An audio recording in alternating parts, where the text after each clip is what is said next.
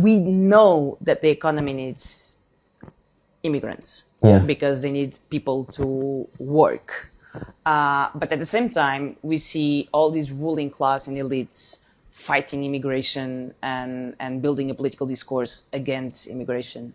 So do you think they are fighting against their own interests, or they just want really cheap labor based on irregular immigration and exploited immigrants? In the UK, we have this quite interesting situation where we had our right-wing party, the Conservatives, in power for 14 years.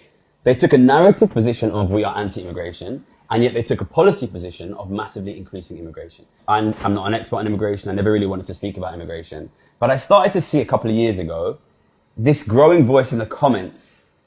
The problem is not inequality, the problem is immigration. And if you think about it, if what you wanted to do was prevent yourself from being taxed by create a hatred of immigrants, the smart thing to do is to take a narrative position of being anti-immigration and to really increase immigration. That is the most effective way to make people hate immigrants.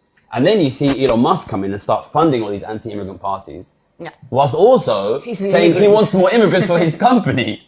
So I think really what you're seeing is it works for the rich. And what is very clear from my work is hatred of immigrants is becoming the number one element of the debate, which is preventing the rich from being taxed. And listen, if people want lower immigration, I think they have every right to ask for that, and that's a discussion we can have. But if what we have is ordinary people who are losing their homes, fighting against taxation of the rich because they hate immigrants, then they will lose their homes.